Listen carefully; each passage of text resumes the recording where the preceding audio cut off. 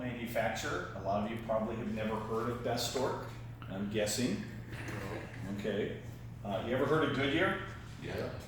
President of our company spent 31 years with Goodyear as the chief belt designer. Basically, every Goodyear belt out there you've seen, he designed. You know, numerous patents to his name. Back in the late 90s, Goodyear was going through financial restructuring, as they call it, and had to get long-term employees off payroll, and they told Dell it was time for him to retire, and as Dell said, they gave me a lot of money to go away. I'm not crazy, I took the money, but he wasn't ready to retire and started his own company.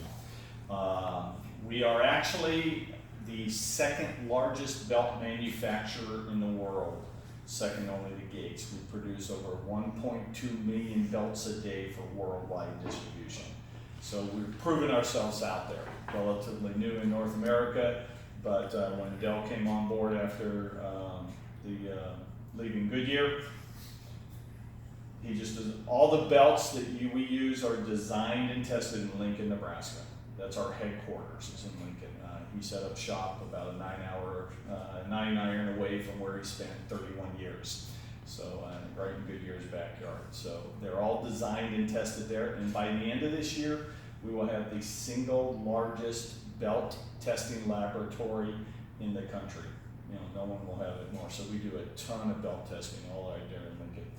What I'm going to talk about here is a real quick Reader's Digest version of what we call Belts 101. This is a great program for the service techs to know how to install the belts and make the belts last longer, and actually make your bearings and motors last longer as well. So this is going to be a real quick presentation, but I need a volunteer or two to tension a belt. Who's some experts here? All you got to do is tighten it up. I'll go up there with you. I'm sorry, guys. All right, After you. Go ahead.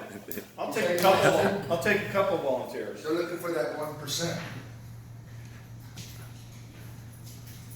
Dave will be better at this. Okay.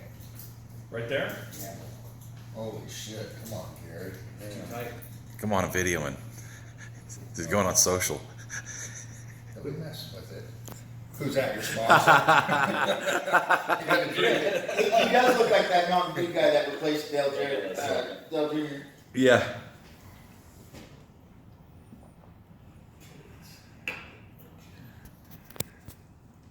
That's good. That's probably too tight. That's a good. In 10 hours, that thing's gonna stretch 50%. You need to crank them suckers down.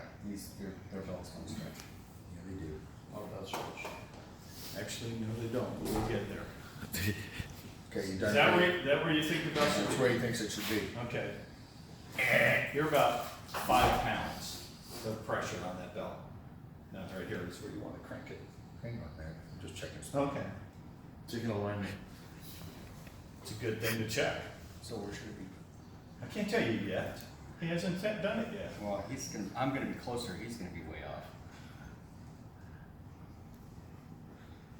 Well, they're in the ballpark right there. That's where you think it should be. Yeah, be tight. I'm leaving it loose because you're here. 27 pounds. Anybody else want to try it? Come on, guys. Come on, kid. Give it a shot. Go Just ahead, give it a feel shot. Yeah. Okay, so as you see, there are a couple of different, from 5 pounds to 27 pounds. Oh, I was ridiculous. Okay. Now, I'm going to tell you where it should be. Oh, he's gonna go even tighter. According to the RMA, which is the Rubber Manufacturers Association, for this size belt,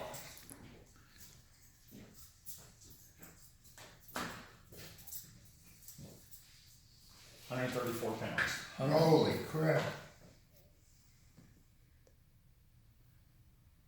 Okay. The reason being is because, I mean, right now I'm just going to hand crank this. Yeah, I don't know, about 5 or 6 revolutions here. I think you're overamping there.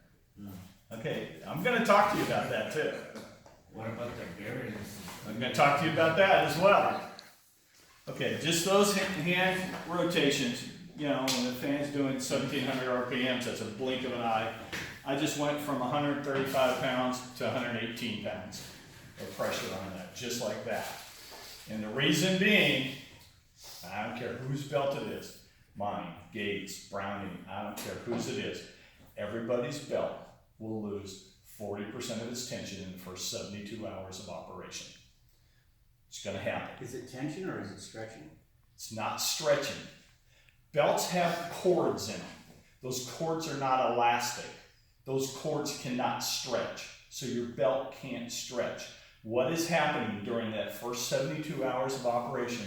Your belt is going in and out of that pulley. Squeezed, compressed in, compressed out, compressed in, compressed out. What's happening is your belt is seating itself in the pulley. It's no different than you sitting in front of the TV watching the game and your lazy boy. Takes a little while to hit that sweet spot. That's what's happening in the first 72 hours of everybody's belt. Now, ideally, you should go back and retension the belt after 72 hours of operation. Is that going to happen? No. I live in a realistic world. I bet you can't even say what belt you changed 3 days ago. You know, where was I 3 days ago? I've had one job after another. It's virtually impossible. So if you tension the belt correctly the first time, then you don't have to worry about going back. Ironically, OptiBelt has a wonderful marketing tool that says, we have a tension-free belt. If you buy OptiBelt, it's tension-free. You will never have to go back and retension it. The caveat to that is, as long as you tension it correctly the first time.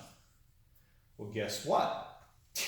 I have a tension-free belt. Gates has a tension-free belt. Everybody has a tension-free belt, as long as you tension it correctly the first time. So the key to it is make sure you are tensioning the belt. There are a number of things that will cause a belt to fail.